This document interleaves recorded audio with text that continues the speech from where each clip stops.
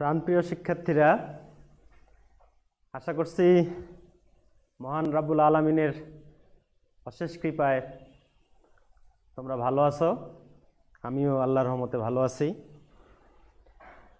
আমি দিনাজপুর সরকারি কলেজের উচ্চ মাধ্যমিক শ্রেণীর জন্য আয়োজিত অনলাইনে পাঠদান কার্যক্রমের আজকের জীববিজ্ঞান প্রথম পত্রের ক্লাস থেকে আমি মোহাম্মদ দেলোয়ার হোসেন স্বাগত জানাচ্ছি সবাইকে। আমরা ইতোমধ্যেই জীববিজ্ঞান প্রথম পত্রের অর্থাৎ উদ্ভিদ বিজ্ঞান বিষয়ে আমরা অনেকগুলি ক্লাস ইতিমধ্যেই সম্পন্ন করে ফেলেছি এবং প্রথম পত্রের প্রথম অধ্যায় কোষ এবং কোষের গঠন আমরা ইতোমধ্যে গত ক্লাসে এই অধ্যায়টির আমরা বলেছিলাম যে এই অধ্যায়টি সম্পর্কে আমরা টুকিটাকি মোটামুটি সকল বিষয়ে আলোচনা করার প্রয়াস চালিয়েছি এবং আমরা মনে হয় আমরা এই অধ্যায়টি শেষ করতে পেরেছি। জানি না কতখানি এই ক্লাসগুলির মাধ্যমে তোমাদের জন্য কতখানি সহায়ক ভূমিকা পালন করতে পারছি জানি না। যদি আমাদের এই পাঠদান কার্যক্রম তোমাদের একটু হলেও সহায়ক ভূমিকা পালন করে তাহলে আমাদের এই প্রচেষ্টা, আমাদের এই কষ্ট সার্থকতা পাবে। আশা করছি আমি তোমাদের কাজে লাগার কথা। তা আমরা আজকে এই চ্যাপ্টারটি সম্পর্কে পুনরায় পুনরালোচনা করব এবং অল্প কিছু প্রশ্ন সম্পর্কে আমরা একটু আলোচনা করার চেষ্টা করব। তা আমরা বলছি যে এই অধ্যায়টি হলো, আমি প্রথমেই বলেছিলাম এই অধ্যায়টি একটি অনেক বড় অধ্যায় এবং এই অধ্যায়টিকে আমি দুটি অংশে ভাগ করবার একটি চেষ্টা করেছিলাম।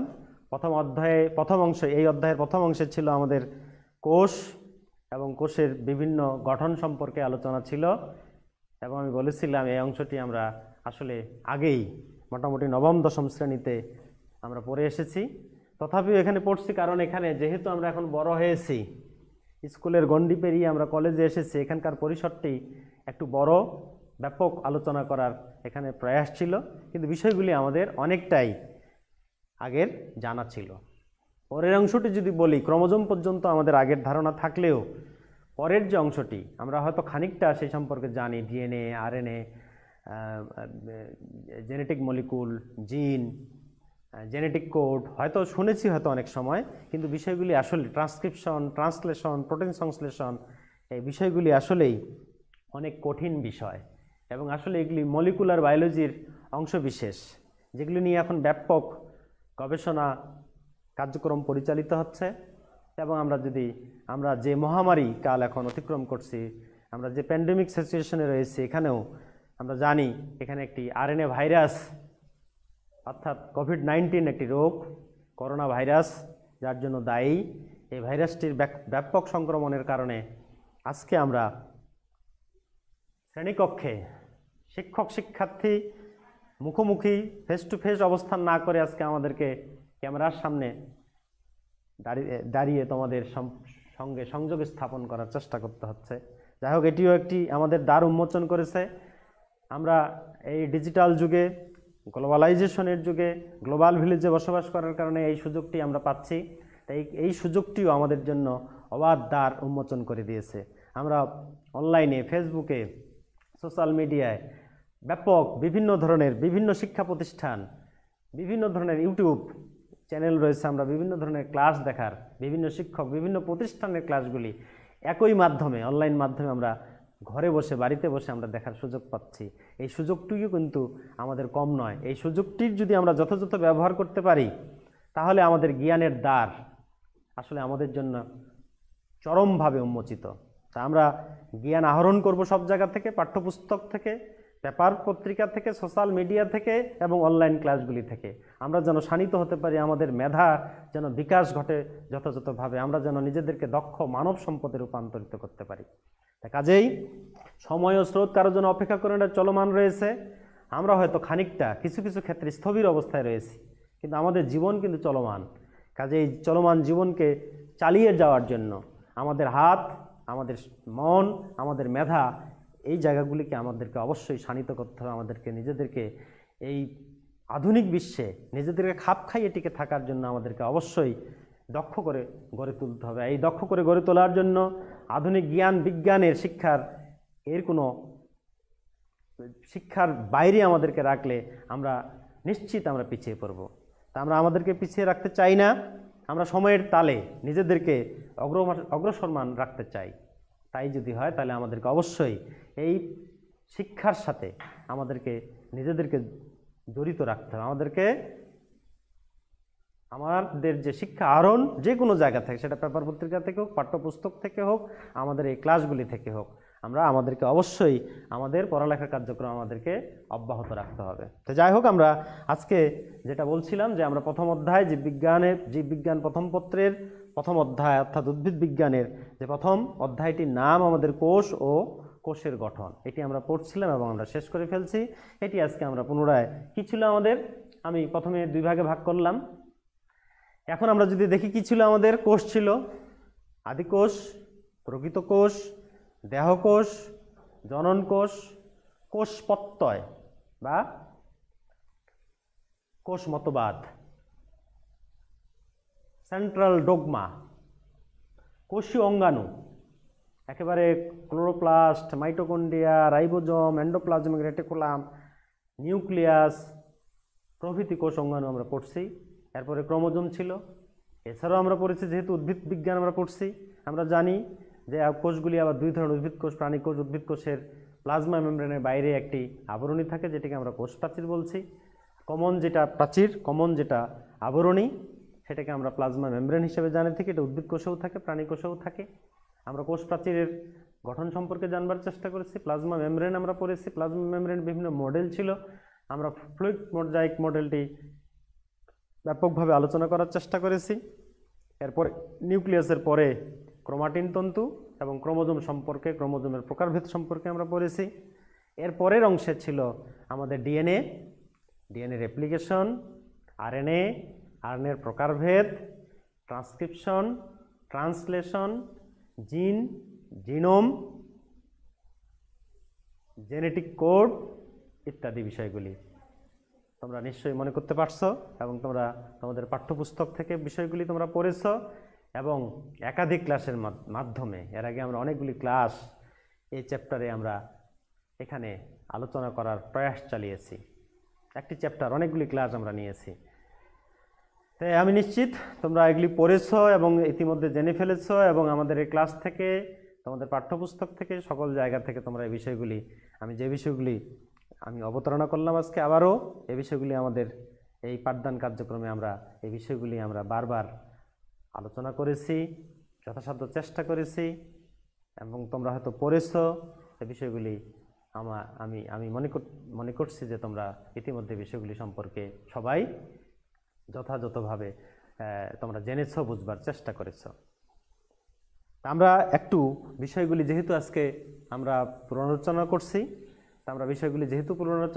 আমরা জানবার চেষ্টা করব বিষয়গুলি আবারও একটু হলেও, এবং কি আমি পড়েছিলাম সেই বিষয়গুলি আমি অবতারণা করলাম একটু। এখন আমরা যদি এই বিষয়, যেহেতু আমাদেরকে পরীক্ষায়ও আবার বসতে হবে, যেহেতু আমাদের সৃজনশীল প্রশ্ন হয়, এই প্রশ্নগুলিতে বিভিন্ন ধরনের বিষয়ের অবতারণা হয়। আমরা জানি 4 ধরনের প্রশ্ন থাকে। কয়ে জ্ঞানমূলক প্রশ্ন, যেটার নম্বর থাকে 1, ক্ষয়ে অনুধাবনমূলক প্রশ্ন, যেটাতে নম্বর থাকে 2, গয়ে প্রয়োগমূলক প্রশ্ন, যেটাতে নম্বর থাকে 3, এবং ঘয়ে উচ্চতর প্রয়োগের জায়গা, যেখানে নম্বর থাকে 4। এই মিলে একটি প্রশ্নে আমাদের 10 নম্বর থাকে। এছাড়াও আমাদের মাল্টিপল চয়েস এমসিকিউ, অর্থাৎ আমাদের প্রশ্ন 2টি অংশ, এমসিকিউ মাল্টিপল চয়েস কোশ্চেন এবং সিকিউ ক্রিয়েটিভ কোশ্চেন বা সৃজনশীল প্রশ্ন। তাহলে এখানে এই চ্যাপ্টারে যে বিষয়গুলি আমি বললাম, এই বিষয়গুলি থেকে আমাদের যে জ্ঞানমূলক অনেকগুলি বিষয়, চ্যাপ্টারটি যেহেতু অনেক বড় এবং অনেকগুলি বিষয়ের এখানে অবতারণা করা হয়েছে, এই বিষয়টি এই অধ্যায়টি যদি আমরা ভালোভাবে পড়ি, তাহলে বায়োলজির অনেকগুলি বিষয় আমরা ভালোভাবে আসলে বোঝার এবং জানার আমাদের সুযোগ হয়। তা এর যে প্রশ্নগুলি আসে জ্ঞানমূলক, সেগুলি কি আসতে পারে, কতগুলি বিষয় আমি এখানে যদি আবার উল্লেখ করি। যেমন কোষ আসতে পারে। কোষ কি? কোষ কাকে বলে? আদিকোষ কাকে বলে? প্রকৃত কোষ কাকে বলে? দেহকোষ কাকে বলে? জনন কোষ কাকে বলে? ইত্যাদি আসতে পারে। কোষ ঝিল্লি কি আসতে পারে? কোষ প্রাচীর কি আসতে পারে? কোষ প্রত্যয় বলতে আমরা কি বুঝি? ক্ষয় আসতে পারে, কয়ও আসতে পারে কোষ প্রত্যয় কি? ফ্লুইড মোজাইক মডেল কি? পিসিআর কি? পিসিআর শব্দটি হয়তো আমরা এর আগে আলাপ করে নেই, সেইভাবে আমরা জেনে থাকব। গতকালকে থেকে করোনা ভাইরাসের নমুনা পরীক্ষার ক্ষেত্রে নতুন একটি পদ্ধতি সংযোজন হয়েছে বাংলাদেশে, অ্যান্টিজেন টেস্ট। 2020 সালের মার্চ মাসে বাংলাদেশে প্রথম করোনা ভাইরাসের উপস্থিতি শনাক্ত হয়, রোগী পাওয়া যায়। সেই সময়কাল থেকে গতকালের আগ পর্যন্ত একটি পরীক্ষার মাধ্যমে এটি শুধু বাংলাদেশে নয়, আসলে মূলত গোটা বিশ্বব্যাপী একটি আন্তর্জাতিক মানদণ্ড সম্পন্ন একটি পরীক্ষা পরিচালনা হয়ে আসছিল এই ভাইরাস শনাক্তকরণের জন্য। যে সকল মানুষ এই ভাইরাসটি বহন করছিল, যে সকল লক্ষণ প্রকাশ করছিল, তার প্রেক্ষিতে তাদের যে নমুনা পরীক্ষা করা হচ্ছিল, সেটা যে পরীক্ষা, সেই পরীক্ষাটি ছিল আসলে পিসিআর পরীক্ষা। তোমরা দেখে থাকবা যে এটাকে আমরা আরটিপিসিআর বলছিলাম, এটি আসলে একটি পিসিআর পরীক্ষা। এটি ডিএনএ মূলত জেনেটিক মলিকুল শনাক্তকরণের এটি একটি পরীক্ষা। এটির পুরো নাম হচ্ছে polymerase chain reaction, PCR, polymerase chain reaction. Genetic molecule অর্থাৎ জেনেটিক ম্যাটেরিয়ালস শনাক্তকরণের এটি আন্তর্জাতিক স্বীকৃত একটি প্রতিষ্ঠান। বাংলাদেশের একটি স্বল্প পরিসরে অল্প কিছু জায়গায় ছিল, পরবর্তীতে অনেক জায়গায় অনেকগুলি ল্যাব ইতিমধ্যে প্রতিষ্ঠিত হয়েছে। এই পিসিআর ল্যাবের মাধ্যমে বাংলাদেশেও এটি করা হচ্ছিল। গতকালকে এটির সাথে কিছু 10টি জেলায় অ্যান্টিজেন টেস্টের মাধ্যমে এই করোনা ভাইরাস শনাক্তকরণের কার্যক্রম চলছে। তাহলে এটি পিসিআর কি? এটিও যেহেতু আমাদের এখানে ডিএনএ আরএনএ মলিকুল সম্পর্কে পড়ানো হচ্ছে, এটি হচ্ছে কি পলিমারেজ চেইন রিঅ্যাকশন। এটি একটি কতগুলি একটি উন্নত ল্যাব মেশিন ও দক্ষ কারিগরের মাধ্যমে এই পরীক্ষাটি পরিচালনা করা হয়ে থাকে। এসএসবিপি এটি আমরা পড়েছিলাম, মনে আছে নিশ্চয়ই, single strand binding protein. Nucleoside আমরা পড়েছিলাম, বইয়ে আছে, আমরা এগুলি পড়েছি। নিউক্লিওটাইড, ট্রান্সক্রিপশন, ট্রান্সলেশন, ডিএনএ কি, আরএনএ কি, মাইটোকন্ড্রিয়ন, আমরা মাইটোকন্ড্রিয়া পড়েছি। মাইটোকন্ড্রিয়া যখন এটি হলো প্লুরাল শব্দ, বহুবচন শব্দ, এটিকে এক বচনে আমরা মাইটোকন্ড্রিয়ন, একটি মাইটোকন্ড্রিয়াকে যখন আমরা বোঝাতে চাই তখন মাইটোকন্ড্রিয়ন শব্দটি, অনেক সময় পরীক্ষা দেখা গেছে মাইটোকন্ড্রিয়ন কি, হ্যাঁ, তাহলে এটা আসলে মাইটোকন্ড্রিয়াকে এক বচনে যদি আমরা প্রকাশ করি তাহলে এটিকে তখন আমরা মাইটোকন্ড্রিয়ন বলি। ব্যাকটেরিয়া যেমন তোমরা পড়ে থাকবা, চতুর্থ অধ্যায়ে ব্যাকটেরিয়া ভাইরাস সম্পর্কে আমাদের আরও বিশদ আলোচনা রয়েছে। অনেক সময় ব্যাকটেরিয়া পড়তে গিয়ে দেখা যায় ব্যাকটেরিয়ান শব্দটি ব্যবহার করা যায়, কিছুই না, এক বচনে ব্যাকটেরিয়াকে ব্যাকটেরিয়া শব্দটি বহুবচন, প্লুরাল শব্দ, ব্যাকটেরিয়ান শব্দটি ব্যবহার করা হয় তখন আসলে একটি ব্যাকটেরিয়া, সিঙ্গুলার নাম্বার, এক বচন ব্যাকটেরিয়াকে বোঝাতে ব্যাকটেরিয়ান শব্দটি ব্যবহার করা হয়। এখানেও মাইটোকন্ড্রিয়ন শব্দটি ব্যবহার করা হয়েছে, মাইটোকন্ড্রিয়ন, অর্থাৎ মাইটোকন্ড্রিয়া হলে এক বচনে মাইটোকন্ড্রিয়ন আমরা বলে থাকি। মাইসেলি আমরা পড়েছিলাম যে কোষ প্রাচীর গঠনের সময় কতগুলি ফাইবার যুক্ত হয়ে একটি সূক্ষ্ম তন্তু গঠন করেছিল। কোষ প্রাচীর গঠনের এই তন্তুটাকে আমরা বলেছিলাম ফাইব্রিল, মাইক্রোফাইব্রিল, তারপরে মাইক্রোফাইব্রিল থেকে মাইসেলি হয়েছিল। সেন্ট্রাল ডাগমা আমরা সেন্ট্রাল ডোগমা, কেন্দ্রীয় প্রত্যয় বলেছিলাম, এটাও 2-3 বার আমরা আলোচনা করেছি যে জীবের কাজগুলি বায়োলজিক্যালি কি হয়, রেপ্লিকেশন হয়। ডিএনএ হলো এখানে মূল মলিকুল, ডিএনএ এখানে মূল মলিকুল, ডিএনএ রেপ্লিকেশন হতে পারে। এই রেপ্লিকেশন হওয়ার মাধ্যমে ডিএনএ থেকে একদিকে যেমন ডিএনএ তৈরি হয়, তেমনি কি হয়, মূলত ট্রান্সক্রিপশন হওয়ার মাধ্যমে ডিএনএ থেকে এমআরএনএ মলিকুল তৈরি হয় এবং এই এমআরএনএ থেকে রাইবোজোমের সহায়তায় অ্যামাইনো অ্যাসিডকে পেপটাইড বন্ধনীর মাধ্যমে সংযুক্ত করে প্রোটিন সংশ্লেষিত হয়, এটাকে ট্রান্সলেশন বলা হয়। এই যে তিনটি প্রক্রিয়া, রেপ্লিকেশন, ট্রান্সক্রিপশন অ্যান্ড ট্রান্সলেশন, এই তিনটি প্রক্রিয়ার মাধ্যমে বায়োলজিক্যাল মূল যে ফাংশনাল কাজটা সেটি সম্পন্ন হয়, এটিকে একত্রে বলা হয় সেন্ট্রাল ডগমা। জেনেটিক কোড আমরা পড়েছিলাম যে আমরা জিন শব্দটি, এখানে মূলত জিন শব্দটি আমরা ব্যবহার করেছি। আমরা জানি মেন্ডেল, গ্রেগর জোহান মেন্ডেল, যাকে জেনেটিক বংশগতিবিদ্যার জনক বলা হয়, তিনি বংশগতির জন্য প্রথম একটি ফ্যাক্টর শব্দ ব্যবহার করেছিলেন, অর্থাৎ জীবের একটি বৈশিষ্ট্য বহনের জন্য জেনেটিক্যালি যে এককটি দায়ী সেটিকে তিনি ফ্যাক্টর বলেছিলেন। পরবর্তীতে এই শব্দটিকে জিন বলা হয়েছে। একটি জীবের জিনের সমষ্টিটাকে আমরা জিনোম বলি। মূলত এটা এক সেট অফ ক্রোমোজোম থাকে, এই ক্রোমোজোমের মধ্যে এক সেট জিন থাকে। পরবর্তীতে যেহেতু ডিএনএর কে বলা হচ্ছে যে বংশগতির মূল বাহক, ডিএনএর একটি ফ্র্যাগমেন্ট, একটা অংশ। এখানে মূলত দেখা গেছে যে নাইট্রোজেন বেসগুলি পরপর সজ্জিত হয়ে একটি অ্যামাইনো অ্যাসিডের সংকেত বহন করার জন্য একটি ফাংশনাল ইউনিট থাকে। এই ইউনিটটাকে, এই অংশটাকে আমরা বলছি জেনেটিক কোড। জেনেটিক কোড বলেছি আমরা। এছাড়াও আছে কোষীয় অঙ্গাণু। আমরা জানি কোষের মধ্যে যে সকল অঙ্গাণু থাকে এগুলিকে সাইটোপ্লাজমীয় অঙ্গাণু বা সেল অর্গানুলসও বলা হয়, যেমন ক্লোরোপ্লাস্ট, মাইটোকন্ড্রিয়া, রাইবোজোম ইত্যাদি ইত্যাদি। এছাড়া আরও থাকতে পারে মধ্যপর্দা, প্রাইমারি সেল ওয়াল বা প্রাথমিক প্রাচীর, গৌণ প্রাচীর ইত্যাদি ইত্যাদি। এই বিষয়গুলি ছিল। এছাড়াও আরও অনেক ধরনের শব্দ আছে, প্রাইমার, প্রাইমেজ, আরএনএ পলিমারেজ, অকেজাকি খণ্ড, অর্ধ সংরক্ষণশীল পদ্ধতিতে ডিএনএ রেপ্লিকেশন, সংরক্ষণশীল পদ্ধতিতে ডিএনএ রেপ্লিকেশন, বিচ্ছুরণশীল পদ্ধতিতে ডিএনএ অনুলিপন, initiation coding, degenerate code, terminate code, nonsense code ইত্যাদি ইত্যাদি বিষয়গুলি কিন্তু রয়েছে। এমআরএনএ, টিআরএনএ ইত্যাদি ইত্যাদি। অর্থাৎ এখানে ব্যাপক আলোচনার বিষয়, ব্যাপক জানার বিষয়, অনেকগুলি বিষয় এখানে আমাদের এই অধ্যায়ে রয়েছে। এখানে বায়োলজিক্যাল যে ফান্ডামেন্টাল বিষয়গুলি বায়োলজির, এখানে সব বিষয়গুলি এখানে উল্লেখ রয়েছে। তা আমরা বিষয়গুলি আরেকটু ভালোভাবে পড়বার চেষ্টা করব এবং আমরা জানবার চেষ্টা করব। যেহেতু আমাদেরকে জানতে হবে একদিকে আবার আমাদেরকে পরীক্ষায় বসতে হবে। তা আমরা ছোট প্রশ্ন সম্পর্কে একটু আলোচনা করলাম। আমরা যদি একটু এখন এমসিকিউ প্রশ্ন, ছোটোখাটো দুই একটি ছোট্ট বিষয় বিভিন্ন সালের পরীক্ষায়ও এসেছে, আমরা যদি একটু দেখবার চেষ্টা করি, তাহলে যেমন একটা প্রশ্ন ছোট সহজ যেগুলি, একটি প্রশ্ন যেগুলি একটু কঠিন বিষয়, সেগুলি একটু আমরা দুই একটা প্রশ্ন, সব তো আলোচনা করার আসলে এখানে অবকাশ নেই, আমরা পড়বো, বইয়ে পড়বো, জানবো ইত্যাদি ইত্যাদি। যেমন এখানে একটি ডিএনএর ছবি আঁকা ছিল, এখানে বলা ছিল এটি হলো এ, এটি একটি ছবি, আমরা বুঝতে পারতেছি কিসের ছবি এটি, এটি হচ্ছে ডিএনএ মলিকুল। এখান থেকে মূলত এই ছোট্ট একটা মলিকুল রেপ্লিকেটেড হলো, তৈরি হলো। এটিকে যদি আমরা বলি বি মলিকুল, এরপর এখান থেকে এখানে যদি আমরা এ বলি, এটাকে যদি এ বলি, এখান থেকে এটাকে যদি আমরা বি বলি, এখানে অ্যামাইনো অ্যাসিড হয়। এখন পরের কার্যক্রম সম্পন্ন হবে।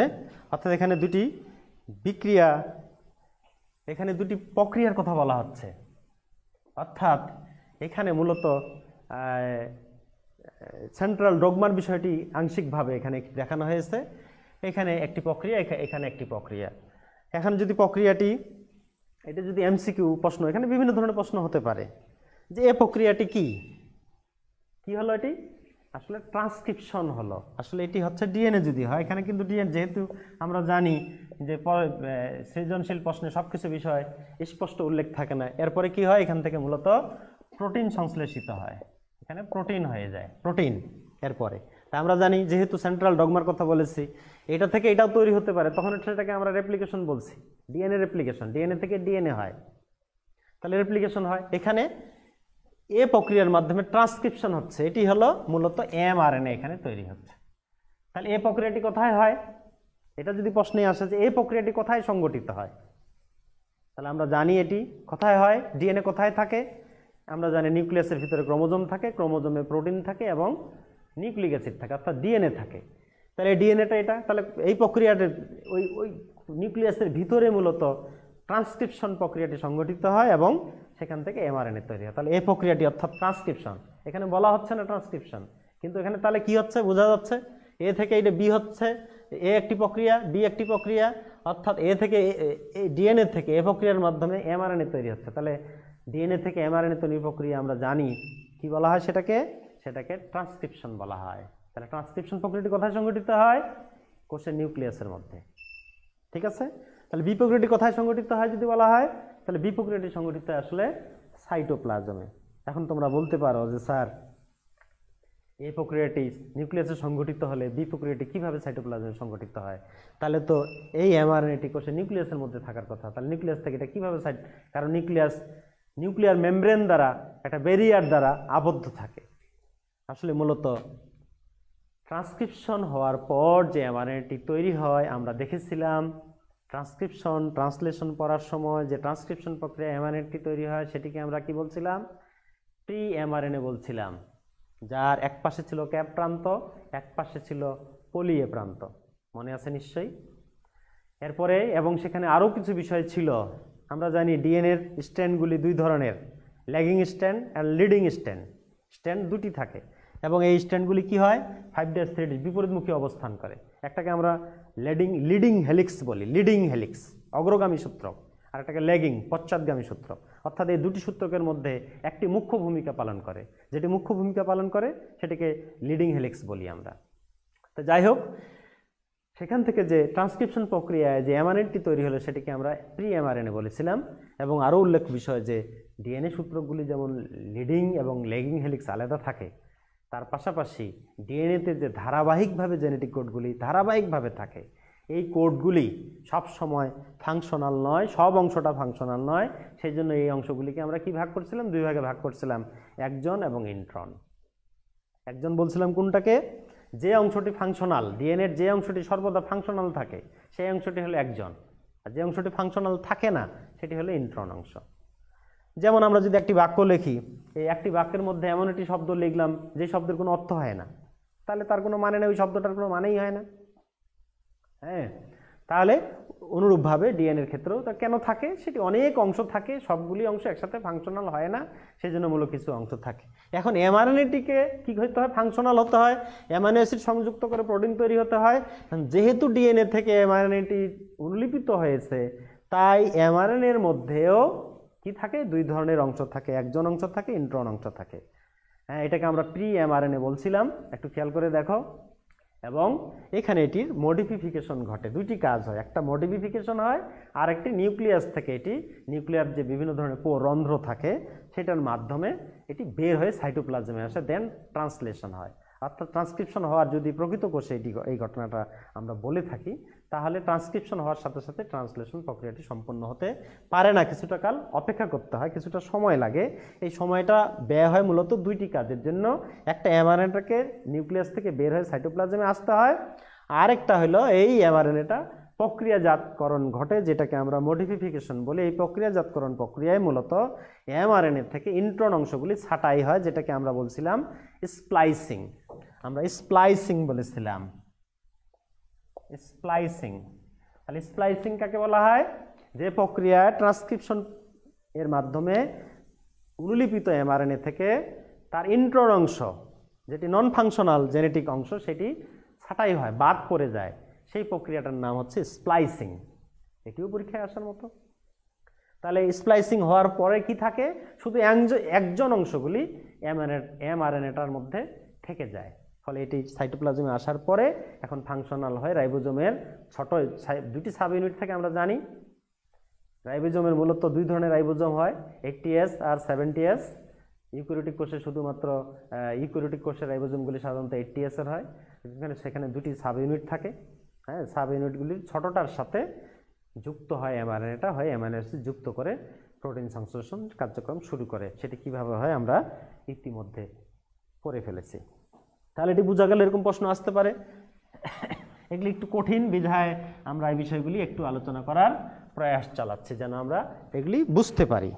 যেন আমরা যদি আরেকটি উদ্দীপকের অবতারণা করি, একদম যদি একটি প্রশ্ন হয় 5'3' প্রান্ত এমন যদি হয়, এখানে যদি জেনেটিক কোডগুলি এরকম থাকে ACUG, তাহলে আমরা লিখেছি ACUG, তাহলে বোঝা যাচ্ছে এটা কি সূত্র, এটি আমাদের বোঝা উচিত যেটি হলো কি সূত্রক আমাদের, এটি ACUG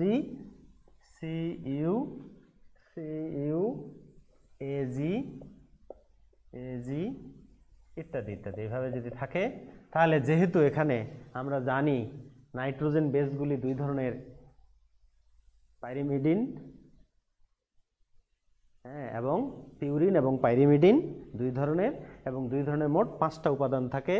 এডিনিন, ATGC 4টা ডিএনএতে থাকে, ATGC। আর যদি আরএনএ হয়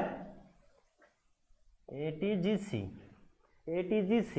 দিস ইজ ফর ডিএনএ। এটা যদি আরএনএ হয় তাহলে এটা হবে AUGC। তাহলে এখানে যেহেতু টি নাই, কি আছে, ইউ আছে, অর্থাৎ আমরা যদি ডিএনএ আরএনএর যে পার্থক্য করেছিলাম সেখানে বলেছিলাম তিনটা জিনিস এখানে ডিএনএ আরএনএর মধ্যে মূল যে বেসিক্যালি একটা পার্থক্য, যে ডিএনএকে আমরা বলছি ডিঅক্সিরাইবোনিউক্লিক অ্যাসিড। কেন? আমাদের যে পেন্টোজ সুগারটি থাকে ডিএনএতেও থাকে আরএনএতেও থাকে। ডিএনএর ক্ষেত্রে এটি, আরএনএর ক্ষেত্রে রাইবোজ সুগারটি সরাসরি থাকে, কিন্তু ডিএনএর ক্ষেত্রে এই রাইবোজ সুগারটি হচ্ছে ডিঅক্সিরাইবোজ সুগার। আর ডিএনএটা হলো ডবল হেলিক্স হয়, আরএনএটা সিঙ্গেল হেলিক্স হয়। এখন পিউরিন পাইরিমিডিনের যে মোট 5টি এলিমেন্ট, সেই 5টি এলিমেন্টের মধ্যে একটি হচ্ছে থাইমিন আর একটি হচ্ছে ইউরাসিল।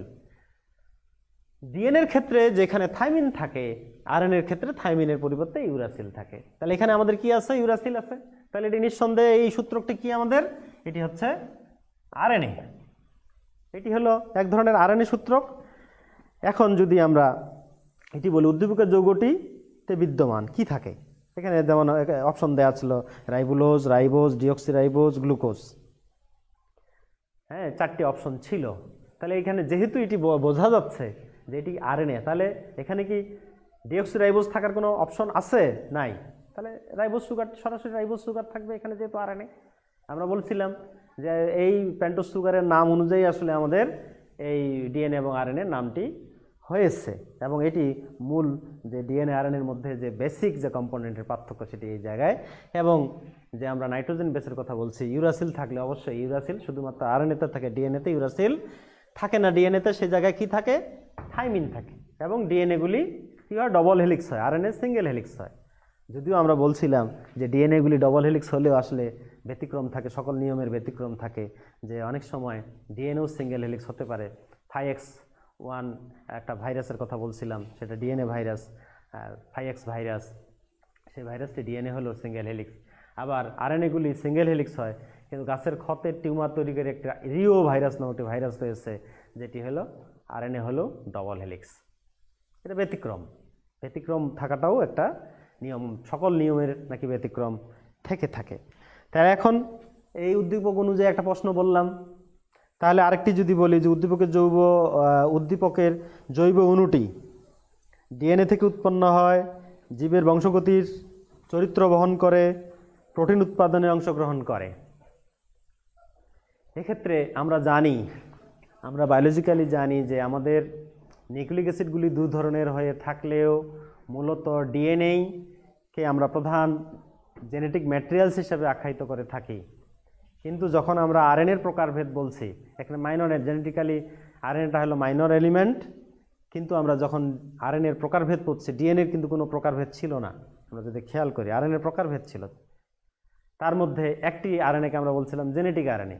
এটি বললাম এই কারণে যে আসলে আরএনএগুলি ডিএনএ সহায়ক উপাদান হিসেবে কাজ করে, সরাসরি জেনেটিক ম্যাটেরিয়াল হিসেবে সাধারণত কাজ করার কথা নয়। কিন্তু ভাইরাসের বেলায় যেহেতু আমরা জানি ডিএনএ ভাইরাস আলাদা, আরএনএ ভাইরাস আলাদা। আমরা জানি টিটুফাস একটি ডিএনএ ভাইরাস, করোনা ভাইরাস একটি আরএনএ ভাইরাস, তামাকের যে mosaic virus TMV, tobacco mosaic virus একটি আরএনএ ভাইরাস। তো এখন আরএনএ যেহেতু ভাইরাসগুলি যারা আরএনএ ভাইরাস, তাদের তো ডিএনএ থাকে না, এক্ষেত্রে আরএনএটি জেনেটিক ম্যাটেরিয়াল হিসাবে কাজ করে। তাহলে এখানে একটি প্রশ্ন, আমি এই চিত্র অনুযায়ী আমি একটি প্রশ্ন বলেছিলাম, উদ্দীপকের যৌগটিতে কোনটি বিদ্যমান? Ribulose, ribose, glucose, deoxyribose. তাহলে নিঃসন্দেহে উত্তর হবে রাইবোজ। এবং দ্বিতীয় একটি প্রশ্ন আমি বলেছি, উদ্দীপক যৌগটির অপশনগুলি হলো ডিএনএ থেকে উৎপন্ন হয়, জীবের বংশগতির চরিত্র বহন করে, প্রোটিন উৎপাদনে অংশগ্রহণ করে। তাহলে আমাদের সাধারণ ধারণা অনুযায়ী মনে হয় যে এখানে অপশন 1 আর 3টা এখানে আমাদের উত্তর হবে, কিন্তু আসলে অরিজিনালি 3টাই আমাদের উত্তর হবে, 1, 2, 3। কেন? যেহেতু কিছু কিছু জীবের ক্ষেত্রে, যেমন যারা আরএনএ ভাইরাস, তাদের ক্ষেত্রে আসলে আরএনএটি জেনেটিক ম্যাটেরিয়ালস হিসাবে কাজ করে। অন্যান্য যাদের ক্ষেত্রে ডিএনএ আরএনএ একসাথে থাকে, তাদের ডিএনএটি মূল জেনেটিক ম্যাটেরিয়াল হলেও যে সকল জীব, যেমন কিছু আরএনএ ভাইরাস, তাদের জেনেটিক ম্যাটেরিয়াল হিসাবে আরএনএই থাকে এবং সেখানে ডিএনএ থাকে না। সেক্ষেত্রে এই আরএনএটি তার জেনেটিক ম্যাটেরিয়াল হিসেবে কাজ করে, ফলে এখানে এই 3টি অপশনই তার উত্তর। ঠিক আছে, এখন আমরা আরেকটু 2-1টা প্রশ্ন আমরা একটু আলোচনা করি। আমরা যদি এখন একটু 2টি চিত্রের দিকে একটু খেয়াল করি, ছোট্ট চিত্র, আমি একটা চিত্র আঁকতেছি। এটি একটি চিত্র, খুব পরিচিত চিত্র আমাদের, আমরা জানি এটি সম্পর্কে সবার কম বেশি আমাদের ধারণা রয়েছে। এটি একটি চিত্র, চিত্র এ। আরেকটি চিত্র যদি আমার হয় এরকম,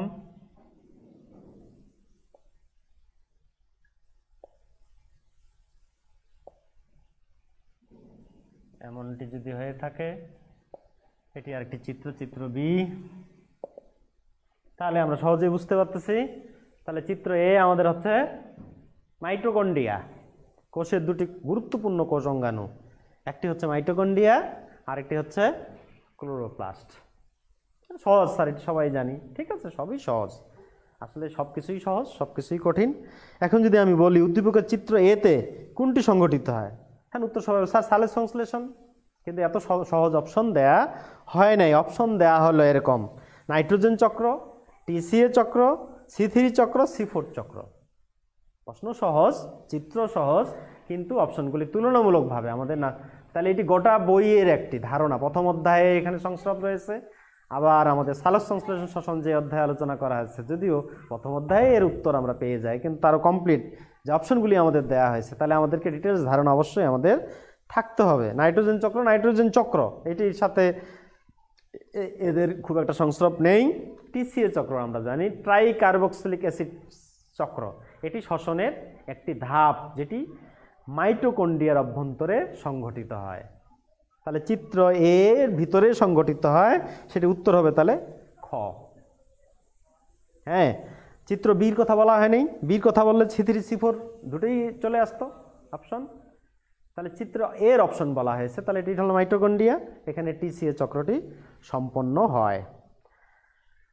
চিত্র বিতে যদি আমরা বলি শর্করা খাদ্য তৈরি হয়, সালোক সংশ্লেষণ রাসায়নিক শক্তি রূপান্তরিত হয়, সাইটোপ্লাজমীয় বংশগতি হিসাবে সাহায্য করে। চিত্র এর একটা প্রশ্নের কথা বললাম যে কোন চক্রটি এটির মধ্যে সংগঠিত হয়, চিত্র বিতে এখানে অপশন 3টি দেয়া আছে, অর্থাৎ একটা হলো শর্করা জাতীয় খাদ্য তৈরি হয়, আমরা জানি ক্লোরোপ্লাস্টে কী হয়, সালোক সংশ্লেষণ হয়, শর্করা জাতীয় খাদ্য তৈরি হয়, আলোক শক্তি রাসায়নিক শক্তিতে রূপান্তরিত হয়। আমরা জানি সালোক সংশ্লেষণ প্রক্রিয়াটি দুটি ধাপে সম্পন্ন হয়, একটি হলো আলোক দশা, একটি অন্ধকার দশা। আলোক দশায় সূর্যালোক থেকে যে শক্তি আসে সবুজ উদ্ভিদের উপরে পরে ক্লোরোপ্লাস্টে পতিত হওয়ার পর সেটি কোষ কী করে, স্থিতিশক্তিতে রূপান্তরিত করে, অর্থাৎ শক্তি রূপান্তর ঘটায়। তাহলে এই প্রক্রিয়াটি সংঘটিত হয়। 3 নম্বর প্রক্রিয়া সাইটোপ্লাজমীয় বংশগতিতে সাহায্য করে। যেহেতু প্রথম অধ্যায়ে আমাদের এখানে ডিএনএ আরএনএ আমরা পড়ছি, আমাদেরকে মনে রাখতে হবে যে যারা কোষীয় জীব, এদের কোষের নিউক্লিয়াসের মধ্যে ক্রোমোজোমের সাথে জেনেটিক উপাদানগুলি সংশ্লিষ্ট থাকে, কিন্তু এছাড়াও সাইটোপ্লাজমে মুক্তভাবে কিছু প্লাজমিড থাকে, সাইটোপ্লাজমে মুক্তভাবে কিছু জেনেটিক ম্যাটেরিয়াল থাকতে পারে। এছাড়াও আমাদের ক্লোরোপ্লাস্ট এবং মাইটোকন্ড্রিয়ার মধ্যেও কিছু কিছু জেনেটিক ম্যাটেরিয়াল, ছোট ছোট ডিএনএ খণ্ড থেকে থাকে, এবং এগুলির মাধ্যমেও অনেক সময় বংশগতীয় উপাদান ট্রান্সমিট ঘটে। এটিকে আমরা সাইটোপ্লাজমীয় বংশানুসরণ বলে থাকি। আমাদের এই উচ্চ মাধ্যমিক শ্রেণীতে এই বিষয়টি ব্যাপকভাবে আলোচনা করার আমাদের অবকাশ নাই, তা আমাদেরকে মনে রাখতে হবে শুধুমাত্র সাইটোপ্লাজম, ক্লোরোপ্লাস্ট, মাইটোকন্ড্রিয়া ইত্যাদি কোষ অঙ্গাণুর মাধ্যমেও কিছু ক্ষুদ্র ক্ষুদ্র জেনেটিক ম্যাটেরিয়াল, এবং এছাড়াও আরেকটি গুরুত্বপূর্ণ কোষ অঙ্গাণু রয়েছে, যদিও এটি ব্যাকটেরিয়া ছাড়া সাধারণত অন্যদের দেহে পাওয়ার সম্ভাবনা থাকে না, যেটি প্লাজমিড। তোমরা এই প্লাজমিড সম্পর্কে যে বায়োটেকনোলজি অধ্যায় রয়েছে সেখানে তোমরা জানার সুযোগ পাবে, কারণ জেনেটিক ইঞ্জিনিয়ারিংয়ে যে জিন ট্রান্সফার করা হয়ে থাকে সেটির ক্ষেত্রে এই প্লাজমিডকে এখন পর্যন্ত ভ্যাক্টর হিসেবে ব্যবহার করা হয়ে থাকে। তাহলে এই প্লাজমিডের মধ্যে জেনেটিক ম্যাটেরিয়াল থাকে, তাহলে এটিও জেনেটিক উপাদান হিসেবে কাজ করে, অর্থাৎ তাহলে এটিও, এই প্লাজমিডটাও কিন্তু সাইটোপ্লাজমের মাধ্যমে স্থানান্তরিত হয়ে থাকে। এছাড়া শুধুমাত্র সাইটোপ্লাজমের কিছু জেনেটিক উপাদান থাকতে পারে, ক্লোরোপ্লাস্টের মাধ্যমে থাকতে পারে, মাইটোকন্ড্রিয়ার মধ্যে থাকতে পারে। তাহলে সাইটোপ্লাজম কোষ বংশানুসরণের ক্ষেত্রে ক্লোরোপ্লাস্ট এবং মাইটোকন্ড্রিয়া দুটাই ভূমিকা রাখে। তাহলে এক্ষেত্রেও এই 3টি অপশনেই এখানে অ্যান্সার হিসাবে বিবেচিত। 3টি আমাদের অ্যান্সার, 1 2 3 3টি। আমরা যদি একটু সিকিউ প্রশ্নে অল্প একটু আমরা যদি আলোচনা করি, 2-1টা প্রশ্ন, তাহলে এমসিকিউ আমরা দুই একটা একটু আলোচনা করলাম, আমরা যদি সিকিউ দুই একটা প্রশ্ন একটু আলোচনা করি।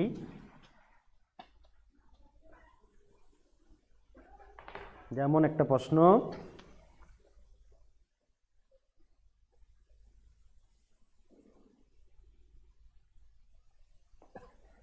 ফাইভ ড্যাশ থ্রি ড্যাশ আমাদের পরিচিত অণু, এটা এখান থেকে অনুলিপিত হলো আর একটা মলিকিউল, এটিও আমাদের পরিচিত, আমরা জানি এটি হলো আরএনএ। এটি কি হয়, 5 ড্যাশ থেকে 3 ড্যাশ মুখী হয়ে অবস্থান করে।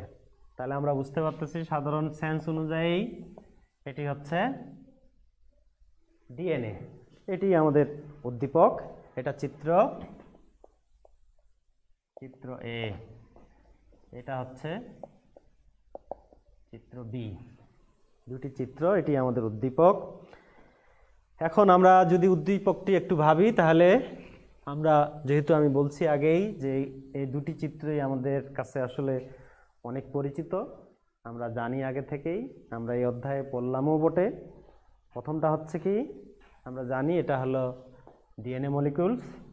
এটি দুটি হেলিক্স থাকে, আমরা একটাকে লিডিং হেলিক্স বলছিলাম, একটাকে লেগিং হেলিক্স বলছিলাম, এবং হেলিক্স দুটি বিপরীতমুখী হয়ে অবস্থান করে। একটাকে আমরা 5 থেকে 3 ড্যাশ মুখী চিহ্নিত দেই, আরেকটা হলো অপোজিট 3 ড্যাশ থেকে 5 ড্যাশ। এবং এখান থেকে কি হয়, ট্রান্সক্রিপশন প্রক্রিয়ায় মূলত এমআরএনএ তৈরি হয় যখন প্রোটিন সংশ্লেষণ হয় ঠিক তার আগে। এবং ট্রান্সক্রিপশন প্রক্রিয়ায় যে এমআরএনএটি তৈরি হয় সেটি আমরা সবসময় জানি, এই এমআরএনএটির অবস্থান হচ্ছে 5 থেকে 3 ড্যাশ মুখী, তাই আমরা এখানে দেখানোর চেষ্টা করেছি। এখন প্রশ্ন হলো, কখত প্রশ্ন আমাদের আসতেই পারে এখানে। যেমন একটা প্রশ্ন যদি আমরা বলি, গয়ে উদ্দীপকের এ থেকে বি তৈরির প্রক্রিয়াটি বর্ণনা করো। এটি প্রশ্ন হলো গয়ের যে প্রশ্ন, উদ্দীপকের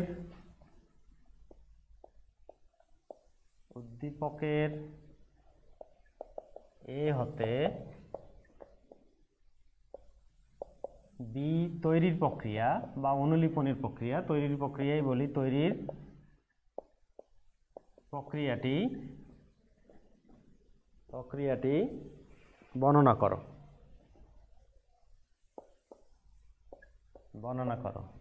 নিশ্চয়ই তোমরা বুঝতে পারতেছো, আমরা ক্লাসে আলাপ করছিলাম যে হলো ডিএনএ যে গুরুত্বপূর্ণ বৈশিষ্ট্যগুলি এবং গুরুত্বপূর্ণ কাজগুলি সম্পন্ন করে, তার মধ্যে একটি অন্যতম হচ্ছে ডিএনএ থেকে ডিএনএ নিজেই। আমরা যদি আবার সেন্ট্রাল ডগমার দিকে যাই, সেন্ট্রাল ডগমা শব্দটি বারবার ব্যবহার করছি, যে সেন্ট্রাল ডগমায় 3টি বিষয়ের সমষ্টি, একটা হচ্ছে রেপ্লিকেশন, একটা ট্রান্সক্রিপশন, একটা ট্রান্সলেশন। ডিএনএ কি করে, প্রথমে মূলত রেপ্লিকেশন প্রক্রিয়ায় তার যে অণু, সেই অনুগুলি অনুরূপ অণু সে সর্বদা রেপ্লিকেশন করতে পারে, অনুরূপ তৈরি করতে পারে। আরেকটা বংশগতির যে সামগ্রিক কার্যাবলী, প্রোটিন তৈরি থেকে শুরু করে সমস্ত কার্যাবলী আসলে ডিএনএ নিয়ন্ত্রণ করে, এবং এই কাজগুলি মূলত এই 3টি প্রক্রিয়ার মাধ্যমে, রেপ্লিকেশন, ট্রান্সক্রিপশন এবং ট্রান্সলেশন, এই 3টি প্রক্রিয়ার মাধ্যমেই যথাযথভাবে সম্পন্ন হয়ে থাকে। এবং এখানে উল্লেখযোগ্য বিষয় হলো যে ডিএনএ কোনো সময় পরিবর্তিত হতে চায় না তার মতো করে বৈশিষ্ট্যগুলি, এবং সে যে কাজগুলি করে সেগুলি একদম সুচারুরূপে সুষ্ঠুভাবে সম্পন্ন করে। যদি এখানে ব্যত্যয় ঘটতো, পরিবর্তন ঘটতো, তাহলে জীবকুলে মারাত্মক একটা পরিবর্তনের সুযোগ আসতো। তারপরও আমরা করোনা ভাইরাসের কথা যখন আমরা বলছি, তখন আমরা বারবার বলছি অনেক মিউট্যান্ট ভাইরাস। তাহলে মিউট্যান্টগুলি ঘটছে কিভাবে? আসলে মিউট্যান্টগুলি ঘটার ক্ষেত্রে এখানে মূলত রেপ্লিকেশন এবং ট্রান্সক্রিপশনের সময় কিছু ভ্রান্তি, যে একদিকে কাজটা যেমন যথাযথভাবে সম্পন্ন করে, ত্রুটিপূর্ণ কাজ করতে চায় না, তারপরও আবার যখন কাজটি সম্পন্ন হয়, কাজটি সম্পন্ন করার ক্ষেত্রে আমরা যেমন পরীক্ষা হলে পরীক্ষা দিয়ে কি করি, পুনরায় যেন আমাদের খাতায় উত্তরপত্রে প্রশ্নের উত্তরে যেন ভুলভ্রান্তি না থাকে, আমরা রিভাইজ করি। এক্ষেত্রেও এই রেপ্লিকেশন হওয়ার পরে অথবা ট্রান্সক্রিপশন হওয়ার পরে যে কাজটি হয়, এটিকে একটি হলো পরে প্রুফ রিডিং একটা প্রক্রিয়া রয়েছে, প্রুফ রিডিং বলে থাকি আমরা। এই প্রুফ রিডিং প্রক্রিয়া হয়ে থাকে কি, অনেক সময় দেখা যায় যে হলো যে বেসটি, যে নাইট্রোজেন বেসটি বা যে জায়গায় যে ধরনের জেনেটিক কোডটা সংযুক্ত থাকার কথা ছিল সেখানে ইরোড তৈরি হয়েছে, তখন তাৎক্ষণিকভাবে ইরোডটি সংশোধন করে দেওয়া হয়। এই প্রক্রিয়াটাকে আমরা প্রুফ রিডিং বলি, এবং এটি সামগ্রিকভাবে সর্বদা চলমান, চলতে থাকে। একদিকে তৈরি হচ্ছে, আরেকদিকে প্রুফ রিডিং হচ্ছে, কিন্তু তারপরেও কোনো সময় এত বেশি মাত্রায় পরিবর্তন ঘটে যে যেটিকে আর সংশোধন করতে পারে না, ফলে ত্রুটিটি সেখানে থেকে যায়, যেটি জীবকুলে মিউটেন্ট হিসেবে আত্মপ্রকাশ করে। তাহলে এই ধরনের পরিবর্তন অনেক ঘটার সম্ভাবনা থাকে, কিন্তু তারপরেও মিউটেন্টের চরিত্রটি সর্বদা প্রকাশিত হওয়ার সম্ভাবনা থাকে না। এক্ষেত্রেও কতগুলি ব্যারিয়ার রয়েছে। কেন ব্যারিয়ার রয়েছে? আমরা যদি একটু ফিরে যাই ডিএনএ মলিকুলের গঠনের ক্ষেত্রে, আবারও যে আমরা বারবার বলছি ডিএনএ এবং এমআরএনএ অণুতে কি থাকে, আসলে জেনেটিক কোডগুলির যে সজ্জা বিন্যাস, এদের যে ফাংশন, এই ফাংশনের উপর ভিত্তি করে আমরা এই অংশগুলির ধারাবাহিকতাটাকে দুই ভাগে ভাগ করছি, একজন এবং ইন্ট্রন অংশ। যেহেতু একজন অংশটি ফাংশনাল থাকে, ইন্ট্রন অংশটি ফাংশনাল থাকে না, তাহলে এখন রেপ্লিকেশন হওয়ার ক্ষেত্রে এবং ট্রান্সক্রিপশন হওয়ার ক্ষেত্রে যদি ইন্ট্রন অংশের ত্রুটিটা থাকে, তাহলে জীবকুলের উপর এর প্রভাব আর পড়ার সম্ভাবনা থাকে না। কারণ যেহেতু ইন্ট্রন অংশটি সরাসরি জীবকুলের উপর তার কোনো প্রভাব নেই, তার বৈশিষ্ট্যটি প্রকাশিত হয় না, সেটি সাবমেসিভ হিসাবে থাকে, প্রচ্ছন্ন অবস্থায় থাকে, প্রকাশিত হয় না। ফলে ফলে মিউটেন্টটাকে প্রতিরোধ করার জন্য জীবকুলে তাহলে তিনটি গুরুত্বপূর্ণ কাজ এখানে সম্পন্ন হচ্ছে। একটা, কাজটি অত্যন্ত সুনিপুণভাবে ধারাবাহিকভাবে সম্পন্ন হচ্ছে যেন ইরর না থাকে।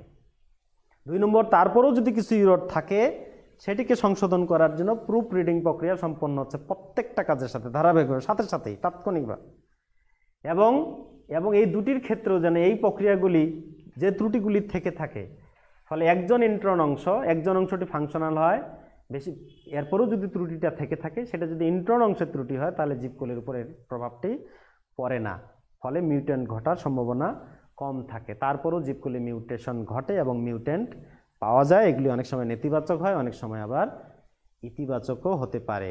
আমরা জানি মিউটেন্ট প্রক্রিয়া অনেক সময় আমাদের যে আবাদি জাতগুলি, আমরা এখন হাইব্রিড জাত আবাদ করছি, এগুলি প্রথমে মূলত সিলেকশনের মাধ্যমে তৈরি করা হয়েছিল, তারপরে হাইব্রিডাইজেশনের মাধ্যমে করা হয়েছিল। এখন আমরা জানি বায়োটেকনোলজিক্যাল পদ্ধতিতে আমরা টিস্যু কালচার করি, জেনেটিক ইঞ্জিনিয়ারিং করি, ইত্যাদি ইত্যাদি আমরা করে থাকি। এছাড়াও কৃত্রিমভাবে যে সকল এজেন্ট দ্বারা মিউটেশন ঘটানো যায় জীবের, সেই সকল এজেন্ট প্রয়োগ করে ডিএনএ মলিকুলের মিউটেশন ঘটানো হয়।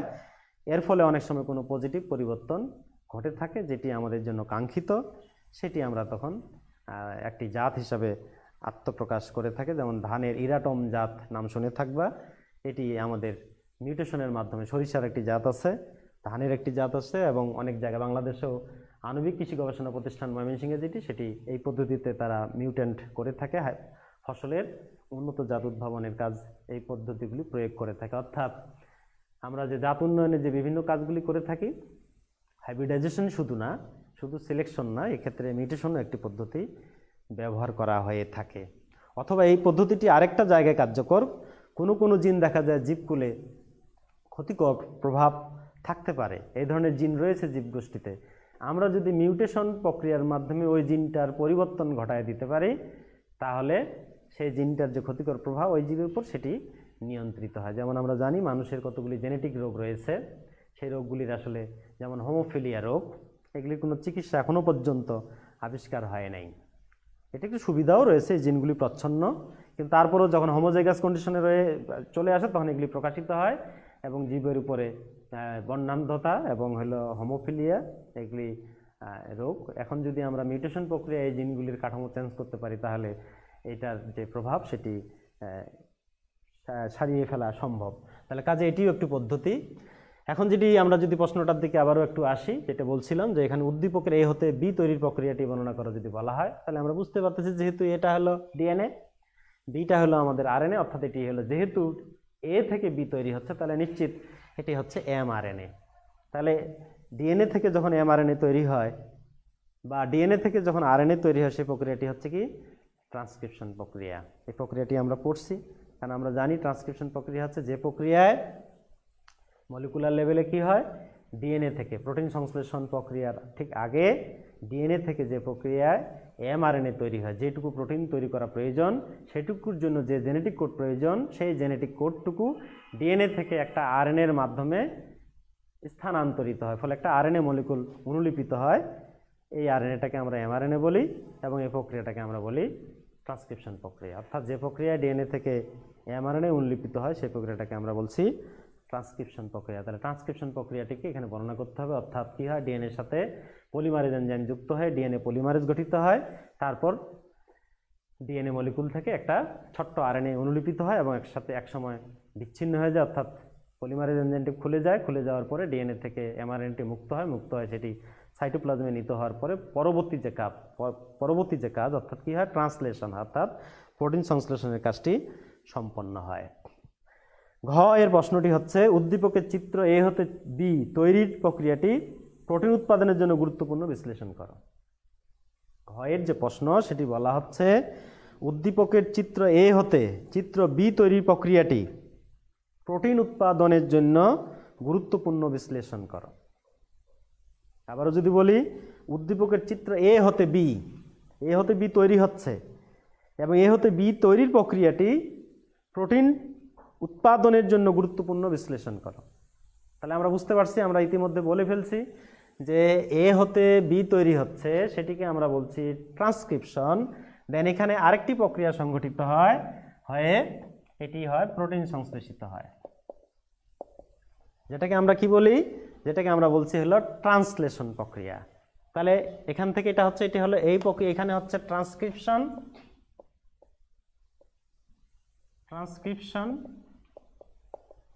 আর এখানে হচ্ছে ট্রান্সলেশন। তাহলে ট্রান্সক্রিপশন প্রক্রিয়া কি হচ্ছে, ডিএনএ থেকে এমআরএনএ অনুলিপিত হচ্ছে, দেন ওই এমআরএনএ সাইটোপ্লাজমে আসার পরে রাইবোজোমের সাথে যুক্ত হয়ে অ্যামাইনো অ্যাসিডকে পেপটাইড বন্ধনের মাধ্যমে যুক্ত করে কি হচ্ছে, একটা প্রোটিন সংশ্লেষণ করছে, যে প্রক্রিয়াটাকে আমরা বলছি ট্রান্সলেশন। তাহলে এখানে বলা হচ্ছে প্রশ্নে যে উদ্দীপকের চিত্র এ হতে বি তৈরির প্রক্রিয়াটি প্রোটিন উৎপাদনের জন্য গুরুত্বপূর্ণ বিশ্লেষণ করো। তাহলে যদি এই প্রক্রিয়াটি সংগঠিত না হয়, এই ট্রান্সক্রিপশন প্রক্রিয়াটি যদি সংগঠিত না হয়, তাহলে এমআরএনএ তৈরি হবে না। এমআরএনএ যদি তৈরি না হয়, তাহলে ওই জীবকোষে ওই মুহূর্তে যে প্রোটিনটা উৎপাদন হওয়া প্রয়োজন, সেই উৎপাদন প্রক্রিয়া সম্পন্ন হতে পারবে না, অর্থাৎ ট্রান্সলেশন প্রক্রিয়াটি সম্পন্ন হতে পারবে না। ওই মুহূর্তে যে প্রোটিনটা দরকার, সেই প্রোটিনটা উৎপাদিত হতে পারবে না, অর্থাৎ এই প্রক্রিয়াটি সম্পন্ন আগেই হতে হবে, দেন পরের প্রক্রিয়াটি সম্পন্ন হবে। কাজেই প্রোটিন উৎপাদন হওয়ার জন্য, অর্থাৎ ট্রান্সলেশন হওয়ার জন্য প্রথম প্রক্রিয়াটি সম্পন্ন হওয়া আবশ্যক। এটি না হলে পরের ধাপটি সম্পন্ন হবে না। আমরা যদি এই চিত্রটিকেই দিয়ে যদি আরেকটু অন্য একটি প্রশ্নের অবতারণা করি, এমন প্রশ্ন না হয় আরও অন্যরকম প্রশ্নও হতে পারে। আমরা যদি এটিকে মিশিয়ে দেই, আমার চিত্রটা যদি এমনটাই থাকে, তাহলে যদি আবার বলি উদ্দীপকের এই চিত্রই রয়েছে এ এবং বি। এখন যদি আমি প্রশ্ন গ বলি উদ্দীপকে এর অনুরূপ সৃষ্টির প্রক্রিয়া বর্ণনা করো। উদ্দীপক আমার একই থাকলো, ওই উদ্দীপকটি আমি আর চেঞ্জ করি নাই। আগে বলা হলো এ হতে বি তৈরির প্রক্রিয়াটি কি সেটি বর্ণনা করো, তাহলে বলছিলাম ট্রান্সক্রিপশন। এখন আবার আরেকটি প্রশ্ন বলা হচ্ছে গয়ে উদ্দীপকে এর অনুরূপ সৃষ্টির প্রক্রিয়াটি বর্ণনা করো। তাহলে নিশ্চয়ই তোমরা বুঝতে পারছো, তাহলে এখানে কি হবে, এটি যেহেতু এর অনুরূপ তৈরির প্রক্রিয়া বলা হচ্ছে, তাহলে সেটি কি হবে, রেপ্লিকেশন প্রক্রিয়া, অর্থাৎ ডিএনএ থেকে ডিএনএ তৈরির প্রক্রিয়া। আমরা জানি সেখানে তিনটি প্রক্রিয়া আমাদের ছিল, কনজারভেটিভ মেথড বা পদ্ধতি, ডিসপার্সিভ মেথড বা বিস্মরণশীল পদ্ধতি অর্থাৎ সংরক্ষণশীল পদ্ধতি, বিস্মরণশীল পদ্ধতি, আর একটা আমাদের ছিল সেমি কনজারভেটিভ অর্থাৎ অর্ধ সংরক্ষণশীল পদ্ধতি। এবং আমরা জানি অর্ধ সংরক্ষণশীল পদ্ধতিটাই আমাদের সবচেয়ে এখন পর্যন্ত পরীক্ষা নিরীক্ষায় যে প্রমাণ, তার মধ্যে এটি গ্রহণযোগ্য পদ্ধতি। এটি এবং বইয়ের মধ্যে আমাদের সিলেবাস এবং বইয়ে এই পদ্ধতিটির বিবরণ দেওয়া আছে। প্রথমে এনজাইমের উপস্থিতিতে কি হয়, হাইড্রোজেন বন্ড ভেঙে যায়, ডবল বন্ডটা সিঙ্গেল বন্ডে রূপান্তরিত হয়, দেন প্রাইমার তৈরি হয়, দেন অকেজকি খণ্ড হয়, এবং দেন একটা ডবল হেলিক্স থেকে দুটা ডবল হেলিক্সের অনুলিপন কার্যক্রম সম্পন্ন হয়। তাহলে এই প্রশ্নের উত্তর চাওয়া হয়েছে আমাদের আসলে কি, ডিএনএ রেপ্লিকেশন প্রক্রিয়া, অর্থাৎ এর অনুরূপ, অর্থাৎ এইটা যা আছে সেটাই তৈরি হবে কি প্রক্রিয়া, সেটার বিবরণ চাওয়া হয়েছে এখানে। ঘয়ে একটি প্রশ্ন বলা হচ্ছে বৈশিষ্ট্য প্রকাশে উদ্দীপকে উল্লেখিত বি এর গুরুত্ব বিশ্লেষণ করো। বৈশিষ্ট্য, জীবের যে বৈশিষ্ট্য প্রকাশিত হয়, সেখানে বলা হচ্ছে বৈশিষ্ট্য প্রকাশে উদ্দীপকে উল্লেখিত বি এর গুরুত্ব বর্ণনা করো। অর্থাৎ জীবের যে বৈশিষ্ট্য প্রকাশিত হয়, আমরা জানি যে ডিএনএ হলো জীবের বৈশিষ্ট্য নিয়ন্ত্রণের জন্য এবং সকল কার্যকলাপের, আমরা ডিএনএ কি ব্লু প্রিন্ট অফ লাইফ বলছিলাম, জীবের সকল বৈশিষ্ট্যের জন্য সকল আসলে জেনেটিক কোডগুলি এখানে নিহিত থাকে। এবং আমরা এটাও জানি যে ডিএনএ আসলে নিজে নিজে কোনো আত্মপ্রকাশ করে না, এটি মাধ্যম দ্বারা কাজ করে। সেই মাধ্যমটা কি আসলে ট্রান্সক্রিপশন প্রক্রিয়ায় এমআরএনএ তৈরি হয়, দেন এমআরএনএ থেকে ট্রান্সলেশন প্রক্রিয়ায় প্রোটিন তৈরি হয়, এবং এই প্রোটিনটাই হলো আমাদের শরীরের সমস্ত অংশ, এই ত্বক, এই হলো আমাদের মাসেল, এই যে চুল, এগুলি সব হচ্ছে আমাদের প্রোটিন। তো এখন প্রোটিনটা কীরূপ হবে? প্রোটিনের মধ্যে অ্যামাইনো অ্যাসিডের সজ্জাবিন্যাস, জেনেটিক কোডের মধ্যে নিহিত থাকে, সেটি এমআরএনএর মাধ্যমে এমআরএনএর মাধ্যমে নির্দেশিত হয় এবং প্রোটিন সংশ্লেষণের মাধ্যমে সেই কোডগুলির আত্মপ্রকাশ ঘটে। ফলে বৈশিষ্ট্যটি কীরূপ হবে সেটি মূলত এটি এবং তারপরের যে প্রক্রিয়া, তাহলে এইটিতে যদি আমরা পরিবর্তন করে দেই তাহলে এটিতে পরিবর্তন হবে, এটিতে যদি পরিবর্তন হয় তাহলে ট্রান্সলেশন প্রক্রিয়ায় পরিবর্তন ঘটবে। তাহলে ট্রান্সলেশন প্রক্রিয়ায় পরিবর্তন ঘটলে প্রোটিন সংশ্লেষণের যে রূপ সেটি চেঞ্জ হয়ে যাবে, প্রোটিনের গঠন চেঞ্জ হয়ে যাবে। তাহলে প্রোটিন যেহেতু আমাদের বৈশিষ্ট্য প্রকাশ করে, তাহলে প্রকাশকারী যে বৈশিষ্ট্য সেটি সেইভাবে আর প্রকাশিত হবে না, বৈশিষ্ট্যটি নতুন রূপে প্রকাশিত হবে। অর্থাৎ এটা যেটাকে আমরা বলছিলাম আগে মিউটেশন ঘটা। মিউটেশন মানেই হচ্ছে পরিবর্তন হওয়া, যার যা অবস্থান ছিল সেই অবস্থানটার পরিবর্তন হওয়াকেই আমরা এখানে জেনেটিক্যালি মিউটেশন আমরা বলে থাকি। এখন এটাকেই আমি আবার আরেকটু অন্যভাবেও প্রকাশ করতে পারি। এই উদ্দীপকটাকে আমি এইভাবে প্রকাশ না করে আমি যদি আরেকটু অন্যভাবে প্রকাশ করি, আমি যদি এখানে বেসগুলি দেখাই, আমরা জানি এখানে এটি, জিসি, সিজি, টিএ, এমনটিও হতে পারে। আমরা জানি এগুলি হলো নাইট্রোজেন বেস এবং এগুলি হলো নিউক্লিওটাইডগুলি পরপর সজ্জিত রয়েছে, এবং একই অবস্থা এখান থেকে কি হয়, এমআরএনএ তৈরি হয়। এটিও আমার উদ্দীপক হতে পারে।